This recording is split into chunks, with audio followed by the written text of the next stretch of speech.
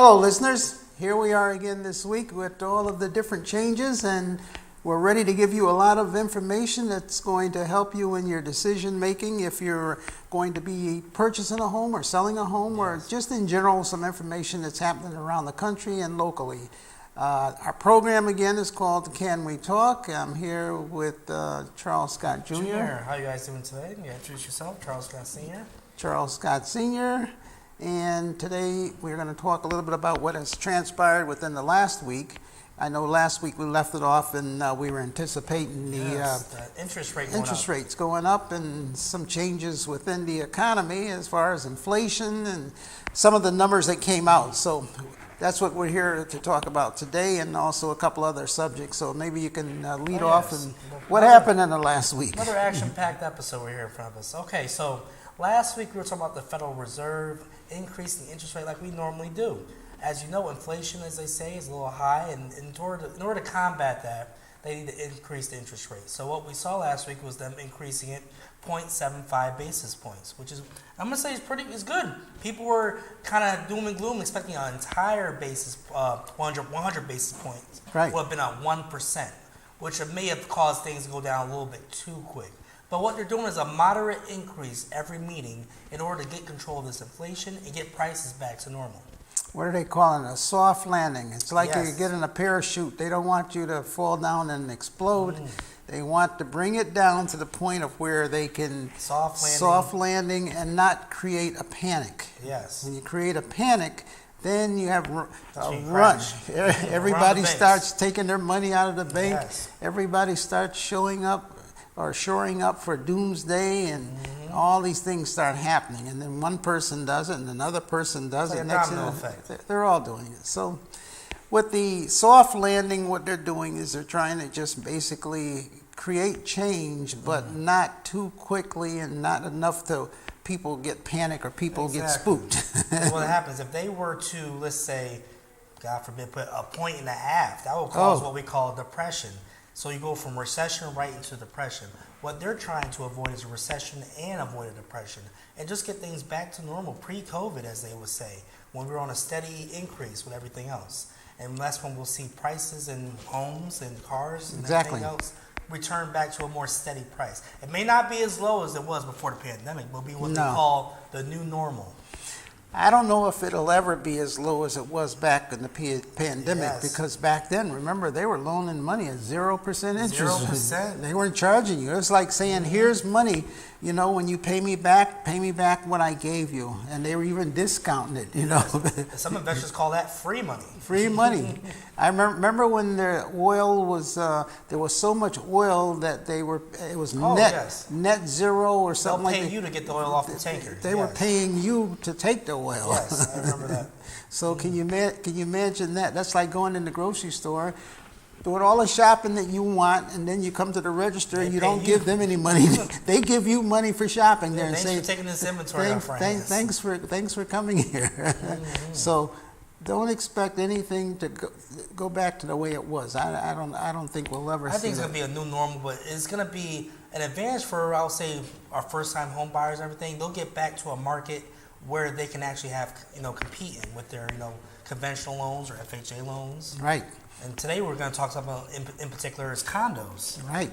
Yes. I'm actually glad that we're getting back to a normal real estate market. And, many of the people out there should also. If you're looking to purchase a property and if you're out there looking to buy, this is going to make it a lot easier for you.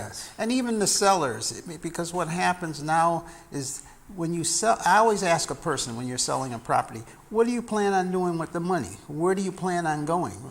Because you have a lot of people that sold homes and now they're wandering around out there trying to decide what to do. They're stuck renting at this point. Right. You have a couple of customers that sold the homes and they're still renting because they thought it would be, I'm going to sell my house, I'm going to get a lot of money, then I'll run out and I'll buy another house. But when they got back out there, it's like you can't have your cake and eat it. As they say. Yes. As they come back into the rental market or home buying market, they realize, wow, I sold my house for a lot of money, but now I see these houses are also costing a lot more than what I used to. We have people that have been in their houses for 10, 15 years, and it's a total different market. So a couple of things we want to talk about today. One, we talked about the interest rate going up, and the other thing too is to just let you know that it's not going to like go up and then come right back down. It's going to be sustained for a while. We try Yes. in this program to give you information so that you will be able to plan for the future. So in your planning, don't think that you can just sit back and depend on it going back down as because it came up. It's going to stay up for a while, and it's going to even go up higher. Yes. So plan on it going up higher. Like they're talking about it going up like 0.75% next month, Exactly. and then maybe a half a point by the end of By the year. December, yeah, by December, and then maybe a quarter of a point, or maybe who knows, a half a point in January, because people are spending it. They've got to slow down the spending. So basically, the theme is I just want to ask you a question every day. We get this question every day: is now a good time to buy? Well, what did you say to him? I believe is next year will be what he said. Not a worse time to buy, but No, I said, look, a client asked me just yesterday, he said, well, is now a good time to buy? I said, well, if you wait, it's going to be worse. there we go. Because we know it's going up, the interest rate. So, in other words, if you do a comparison between good and bad, right now we know it's going to get worse. So now is good time. Exactly. Because you're still going to be able to make a profit if, supposedly if things keep going the way they are. If you buy low and you sell high, you make money.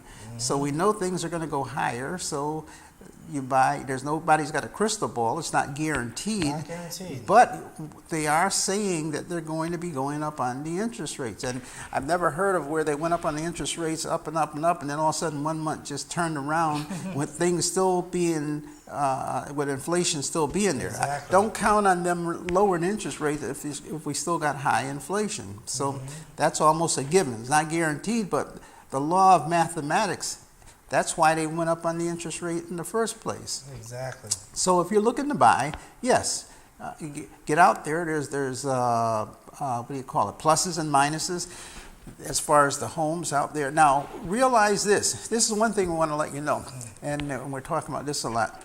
If you've been pre-qualified to buy a house, I strongly urge that you go back and talk to your mortgage broker to find out what you qualify today, Yes. not what you qualified for Back in August. When you 3 got months the ago, pre-approval. 4 months ago. Exactly.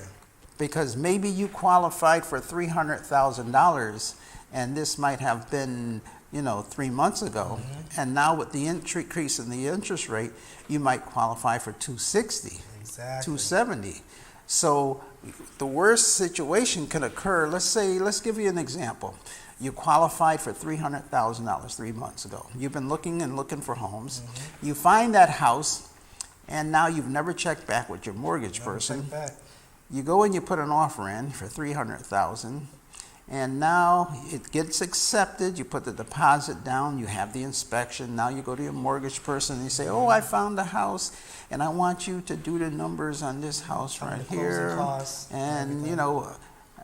he said, "Well, you don't qualify for that house."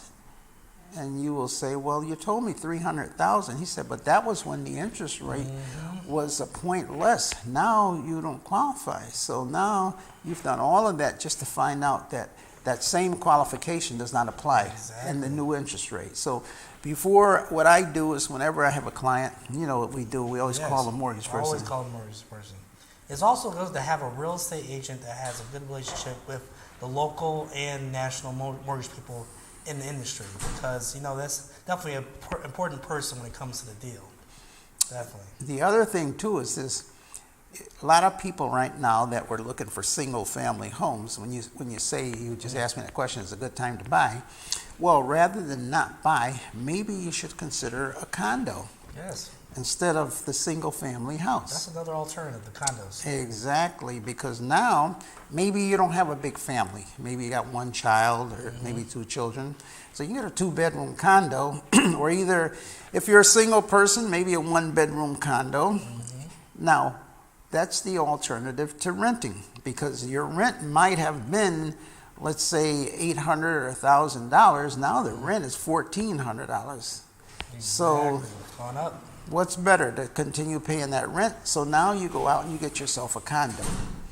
The other thing is, guess what? With the condo, you don't have to shovel the snow, No. don't have to cut the grass. Nope. And depending upon what you want with that condo, you might have a swimming pool. Yeah, I've seen some with gyms inside there, swimming pools, amenities. Could I get a one-car garage? So it's carefree. And now you've got a condo, and on top of that, down the road, maybe when the interest rates go down, you can sell that condo and then consider a single-family house. Exactly, and also depending on the HOA, homeowners association, maybe you'll be able to rent that condo out, use that as an investment property. Boy, you're thinking just what I was thinking. Okay, qualify for a single-family house. Right. Yes. So therefore, you bought the condo. Now you want to buy a single-family house. You rent out the condo. You have income coming from the condo, which can go towards the single-family house, and you still have the condo at the same time. Exactly. So you have both worlds. That's both worlds right there. So you may want to do that. We have a condo right now that's on the market. It's a 2-bedroom unit. Yes. And it's reasonably priced, just recently painted and did some remodeling inside there. It's a 2-bedroom unit. So First floor condo too. first floor, Corner unit. parking. So in a situation like that, there you go. It's, on the bus line, centrally located right within the city. This would be a good thing and this for you to purchase. And at the same time, you're not paying rent. Later on, you can rent it out. And see, some condos you can rent, some you can't. This particular unit, you can rent the condo out. Yes, So, this was already rental approved. yes, give us a call and we can explain that one to you also. So, yes, it's a good time to buy. In other words, there's pluses and minuses in some of the things that are going on. The other thing, too, is that in the area in which we're in, we were just talking yesterday about a tremendous amount of changes occurring in Fairfield County. Bridgeport especially. Right. We're broadcasting right now from Stratford, Connecticut, which is considered part of Fairfield County. But there's many things that are going on in the East Coast, and we just recently had a big festival called the Sound on the Sound. Yes, very large festival. Very large festival. I'd say probably the largest festival I can think of that was ever occurred within within this area. 60,000 people. Oh, 60,000 people, and probably more than that from from what we saw. Yes. Now that's like a Woodstock type of event. Now, what's that mean? You break it down. You figure if 60,000 people visit your city, and how many of those people that visited the city that never have been here before? Probably, you said one gentleman traveled 1,000. Colorado, we saw. Came from California. Colorado. 1,000 Rocky miles. Mountains. Rocky Mountain. Wow. This Colorado. is from a little old Bridgeport for a concert. Came to a concert. So now what happens is that you see the city, you see the water, you see all of the different things. And then what about all the people that came in from maybe New York, New Jersey, Rhode Island, all of those different places? And they like it. They go into, dining out, they see the park, they see the amenities. They start looking, they start reading, and they say, that might be a place that I might want to relocate to. Even if they don't relocate here, they might buy a little home away from home, maybe a condo, or maybe they will relocate here and buy a little single-family house. Now, what happens is one person comes, Another person comes. then someone visits that person, they have another person, and another person. So now what's happening, though, look at the scenario. Now you have people coming in, supply and demand. Prices start going up more. So in other words, what comes first, the chicken or the egg? So what we'll see is people coming to Bridgeport who say, wow, this is a very nice shoreline city, right on the Sound. It's Long Island Sound. I need to move here. Maybe they look at the prices, they'll say, wow, these prices are very, very affordable compared to, let's say, other places like Westport, Stanford, or even New York. Not only that, when you look at the businesses, before going back about 10 years ago, it was challenging because you have a lot of businesses that want to get a jump start, and they go and they lease a storefront, or they lease a space, and they put a nice restaurant, and they were struggling because it was having a hard time because you didn't have all of the people in place. Yes. But then again, you know, it's a catch-22 when you're opening the business. If you wait until all the people come, by then the price of the leases is so high. So you take a chance. Yes. So when you take a chance and you go in, if it takes longer than anticipated to develop an area, then you may not be able to keep their business because you're trying to hold out. Now, add this factor where you have a pandemic and they shut all the businesses everything down. down. So, you know, for the last 3 years, it's been kind of rough. Now, the floodgates are open. People are coming out. People are coming to visit your city. You see a lot of vacant spaces that are now being rented out. Yes. Because even when you know, like, again, you know, we sort of jump into our program assuming that a lot of people out there have been following us and watching us. If you just joined in, you know, we're brokers and we're in the Tri-State Realty. We're here. We have offices in, you know, Bridgeport, New Haven, Waterbury.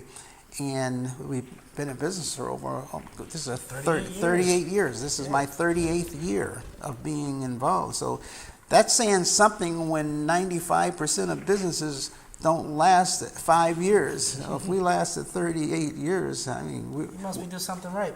we're bucking the odds, right? Right. We're way ahead of the odds. Yes. So in that particular case, though, we're able to service a lot of people, and we've seen a lot of trends and a lot of things that have been, you know, trying to occur within this area. But I'm very, very bullish on what's happening around here. We have a lot of entertainment starting to occur within the amphitheater was city. built for that Amphitheater for that reason. We have, you know, downtowns really vibrant. Sidewalk cafes are starting to New restaurants opening new up. restaurants opening up. You know, there's a lot of entertainment for children. You got the Discovery Museum. And hey, that festival that happened yesterday is now yearly. It's going to happen every year. Yes. So that amount of people, if not more, will be coming here every September now. And these were some huge names. What was there? Like Bob Marley's son was there. Ziggy Marley, One of the Beatles, Ringo. Ringo was Starr was there. Big The names, big Beatles. I acts. mean, it goes on and on and on and on. 2 stages. If you haven't heard about it, you know, Google it. This was a major event that occurred. Yep. And this is just the beginning of some of the things that are occurring within Bridgeport. within the entire area of Fairfield. You know, you have, you know, Trumbull. You know, our area, really our major area encompasses Trumbull, Fairfield, Stratford, Stamford, Norwalk. You know, back when they had the 9/11, a lot of the financial institutions moved out of New York into Stamford. Very And true. Stanford, I think at one point, or if it still is, one of the top hedge fund areas in the United States. Billions and Greenwich and billions of Stanford dollars. definitely are. You know, you have Greenwich, you have, you know, Newtown, Easton. All of these names have been in the newspaper, you know, within the last 10 years. So we have a lot of things. We have a vibrant interstate highway, Interstate 95. Yep. Which goes from New York all the way up to Maine. And so there's a lot of traffic going back and forth. We have a lot of businesses. We have a waterway. We got the Long Island Sound. We got a ferry. Take the ferry right to New York. Yeah, you can get on the ferry in Bridgeport and go right over to Port Jefferson for a day trip. Yep. If you want to, and you know, and look at what's happening now. What the things that has been the city's been trying to do is to get Bridgeport as a designation. So when you have the ferry and you have all this transportation and you have ways of getting out of Bridgeport into other areas, now if you have a ferry and the ferry takes people over to Port Jefferson and then it comes back and then without a lot of people and then it has to go back over to pick those people up. Well, the ferry's loving it because now they can take all these people over to Port Jefferson, but all the people in Port Jefferson want to come here. Exactly. So it's like they get both ways. So going and coming, they have a full Full ship. full ship. Tickets are sold. And the people come over here, now they got places to go. And what that would do, if that continues to be consistent, they'll add an additional ferry, have more routes in there. Which they plan. Definitely. which is, like, because on the holidays, they always add additional Yes. ferries, so therefore you can have people coming and have people going. Mm-hmm. So there's a lot of changes that are occurring, and all of this affects the economy. Especially real estate. And all of this especially affects real estate. And reason why is because people have to have a place to live. Mm-hmm. So every week we're telling you all of these different changes, and the things that we're telling you now, all of these things have occurred within the past week. Exactly. So that's why you want to, listen to us. We're doing, a series? Oh, yeah. Because each one of the series and each one of the programs that we give out there have different information. Yeah, so that's why I tell everybody definitely watch us every week, every Monday, and they can watch us on demand. We're on YouTube also. Exactly, on YouTube. So we have the YouTube that you can watch us on, and we have the what do you call it? The Facebook channel. You can follow us also. So we're trying to let you know some of the things that we see happen, some of the things that have already happened, but that way it'll make it a lot easier for you to plan. We've been doing this, as I said, I've been doing this for going on almost 38 years. Yes. And what I find amazing is that in all the years that I was out there, back in the old days, we didn't have all of this technology. Nope. We didn't have Facebook, we didn't have Instagram, we didn't have Zillow? YouTube. How did people sell your houses? You laugh. Every week they used to print a book. Yeah, you told me what the MLS. Back in the old days when we sold real estate, I'll tell you a story. They used to print a book up of all the houses that were for sale for that week. Not every week, as a matter of fact, because the book used to be a real thick book. It used to come out every 2 weeks. Every 2 weeks, wow. Every 2 weeks. And not everybody got the book. So if there was like 10 real estate agents in that office, you might get maybe 5 books. Wow. So the guy would come around in a big truck. It was like in the old days when you delivered the newspapers. And he'd come and he'd give 5 books to that office. And then in that book, it would show all of the details of the house. Now the problem you'd run into is this. You didn't know what was sold and what wasn't sold. I'm wondering, how do you know? So maybe you looked at a house and you call your customer up and you say, oh, there's this house that's for sale. Well, by the time you get out to that house, it might be Under 2 weeks, contract 2 weeks already. later. So the house is already sold. Yes. So you had to figure out a way of trying to get there, and sell that house. But in a way it worked out because we all got the book at the same time.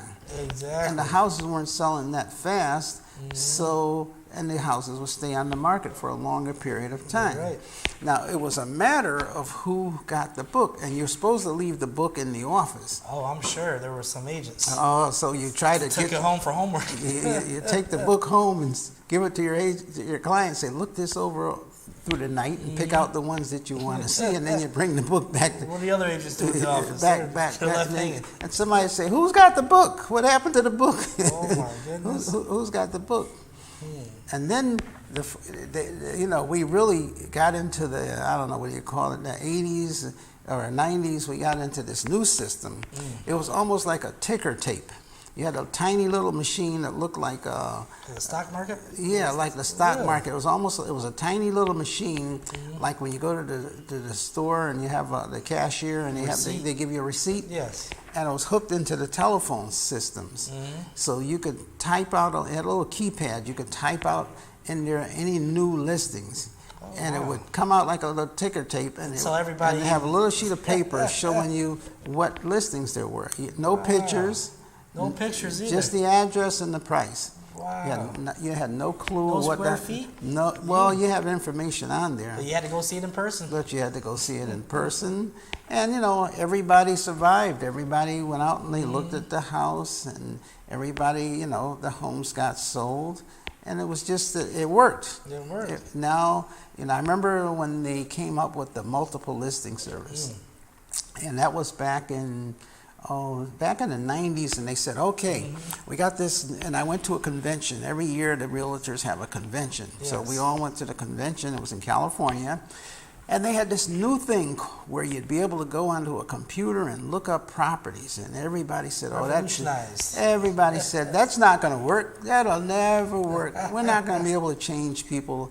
You know, people don't even have a computer to begin with. Yeah, Remember, right. not everybody had a No computer. one had a computer. You know, back then it was Microsoft. Yeah, Microsoft 98. Microsoft, and you had to have a computer, and you had to go on the computer and type in, and it was so slow. You know, it buffer. You sit there waiting and waiting and Waiting waiting for and one waiting. picture to load. Especially if your phone. Remember, the phone service wasn't like now. It's like Oh, yeah, it was instant. 56. You had to dial into the You had to internet. dial in. Yeah, If you had to someone dial picked the phone in. up, you're off the internet. They And then it interrupted. kicks you off. Kicks you off. And you'd have to sit there waiting and waiting and waiting for the for just to fill in. Yep. And finally, it would fill in, and you'd always wait till late at night when nobody else is on the internet. Yes, that's what it was. You had to wait till the lines weren't busy. 11, 12 o'clock at night, you try to get your listings and see what was out there.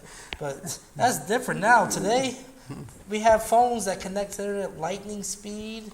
We got pictures. What do we do now? We do video tours now. Video tour. People buy houses without even looking People at them. buy houses that aren't even in our state. They'll come to. And you don't need a home. And how many people have a phone in their house? Oh my goodness! Actual landline, few and far between. Not only that, the cell phone now is probably 50, 100 times faster and more involved than Any of those than that computers. big, huge computer Yep, was. all in the palm of your hand. So things have changed, and guess what? Can you imagine what it's going to be like in the next 10 years? Oh, Now, my what do they goodness. got? Fiber optics, they got Oh, this. it's going to be amazing. You'll be able to put one of those things on your metaverse. on your face and walk all through the house, up and down, without even stepping foot into the house. Exactly. You have one of those things on your face, and you'll say, "That's Virtual it. reality. That's the one that I want." So, I have an open house. Attend my virtual open house. so what we're saying is these things are going to happen. And we're going to be here to learn them and explain them to you. Explain them to you, and you have to prepare yourself for that because it's going to happen. The things are, one thing that's certain, and that's uncertainty. Yeah, exactly. Changes will happen. Change will happen. You know Inevitable. what they say. Sam Cooke said, "Change is going to Change come." is going to come, yes. And that's what's happening. So, again, we're almost out of time. Yeah, We're really getting into But it. we'll be here next week. Next Definitely. week, God willing, we'll be here next week to give you some more information. And hopefully today we've been able to enlighten your life and tell you some things that you can do. Remember, if you can't afford that single family, the condo's Go out with there. condo, yes, that's go a with the great condo. alternative, definitely. So until next week, God bless. And amen.